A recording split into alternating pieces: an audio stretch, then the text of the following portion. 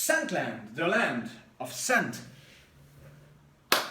Hello and welcome everybody, Chris back with yet another fragrance review, and today we are looking at the precious house of Oscar de la Renta. Oscar de la Renta, born in the Dominican Republic, and he moved over to Spain after a while, where he met his famous mentor Balenciaga, whom he really adored and who has really influenced the art, the work and the life of the great late genius Oscar de la Renta. But de la Renta also worked for, during the course of the decades, he also worked for Lanvin, for Balmain, and obviously de la Renta became famous in the 60s when he provided dresses for Jacqueline Kennedy. Okay, so that's the level he was operating at. Okay, and obviously he had his own brand. Then he went into fragrances in the late 70s, 1977, with Oscar for women, and then he did Oscar pour Louis in the beginning of the 80s, the famous male fragrance that he wore reportedly himself. And throughout the decades, he became tremendously appreciated by both the fashion world and the world of art, and moving beyond celebrities and many famous people very highly regarded Oscar de la Renta as an artist, as a creator of fashion, and as a person himself. He was referred to as the gentleman of fashion, and that will play a role in this fragrance review and in this very fragrance. Obviously, why? Because the fragrance is called Oscar de la Renta Gentleman. So if previously you thought that the brand couldn't come up with a proper name, calling the fragrance somehow, so they were sticking to Gentleman. Many other fragrances are called Gentleman as well. It has a reason here. It's not just a marketing tool. Oscar de la Renta was being referred to by the world of fashion and beyond, as I said, as the gentleman of fashion. We know Gianfranco Ferré, for example, was referred to the architect of fashion. In the case of Oscar de la Renta, he was the gentleman of fashion. Unfortunately, he only was because he passed away 2014, if I remember well, after battling with cancer. But he was a very stylish, very intellectual, kind, very charming person. Okay, and this fragrance you see in front of you was released, I think, the same year or a year after, around 2015, I would say. The first time I've seen it was 2016 for sure, and it's called Oscar de la Renta Gentleman, and it comes in a 50 ml and 100 ml. Okay, and it's so the name is because Oscar de la Renta Gentleman is because the reference to Oscar de la Renta being called the gentleman of fashion. Okay, and the presentation of this domino is referring to the great passion of the game that Oscar de la Renta had. So he loved, obviously, to play domino. Okay. And so that's why these are the reasons behind the marketing of the fragrance. Now, when I first saw this, I thought, ooh, wow, like, is this tacky? Is this along the lines of Paco Rabanne 1 million or Invictus with the bloody sports cup, or as I mentioned, the 1 million with the bloody gold thing, gold bar? But I soon had to realize, luckily, that I was wrong, and this is just a very nice object in itself. I love to have this on the shelf in an environment where it fits. It does not fit everywhere, so you have to have some sort of a classy environment in order to make this object fit in there. But then it really does. It's heavy, and it hops. That's the way it works. Okay, great sprayer.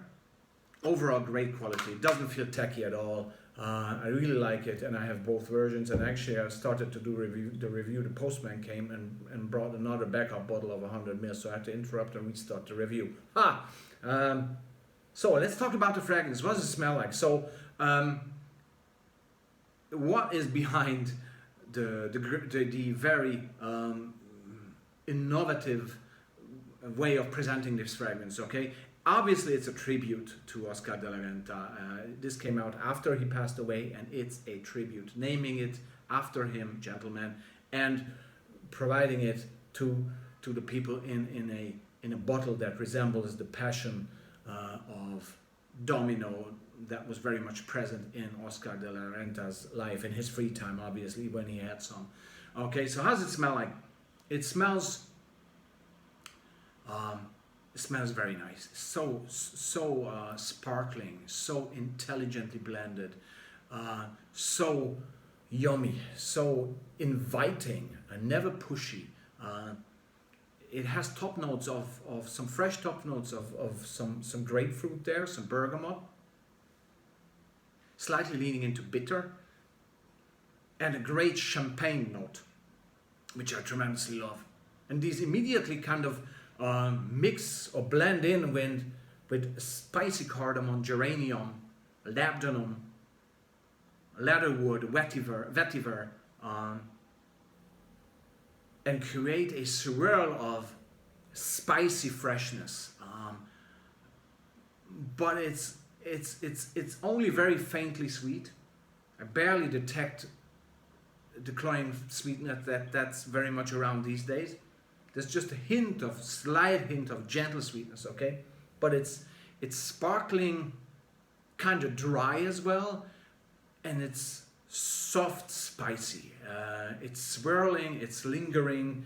It is very much French, in my opinion, somehow, but with a southern type of temperament in there, because it has this. It's like as if this fragrance would be a humorous thing. Okay, this sparkling freshness that comes due to the interplay between the grapefruit, the champagne, from the wonderful champagne note, and the cardamom, and later on the geranium as well, and the leatherwood and the labdanum, but mainly the cardamom, the grapefruit, and the champagne note here make it a very humorous type of fragrance. It does not take itself too seriously. And that's a very important point here. It does not push itself, although the performance is very good. It's an eau de toilette, and I get easily 8 to 10 hours with this.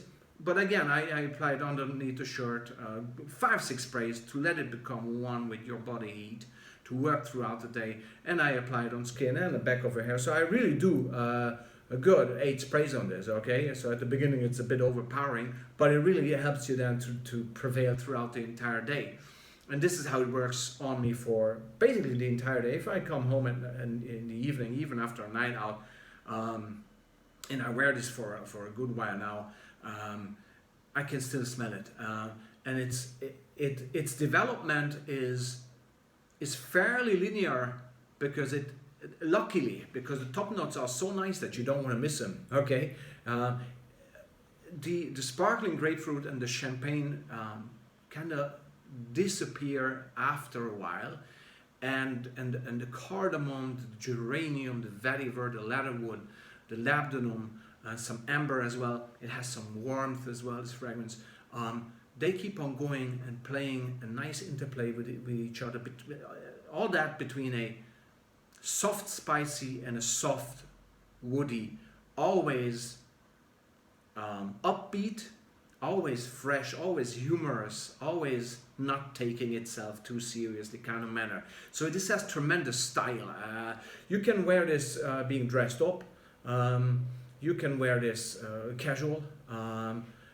It's just a fantastic designer release from the presentation, from the name, right down to the fragrance, and indeed its performance. So I'm totally in love with this fragrance, I have to say. One of the very few modern day releases that I really and wholeheartedly like and can recommend, okay? And last but not least, a tremendous homage, a tremendous tribute to the late great Oscar de la Renta, who I think would have looked at this and smelled it, and he would have had a nice smile on his face, and probably would have said, well, this is well done. And the slogan for this fragrance in this part of the marketing, okay, is life well played.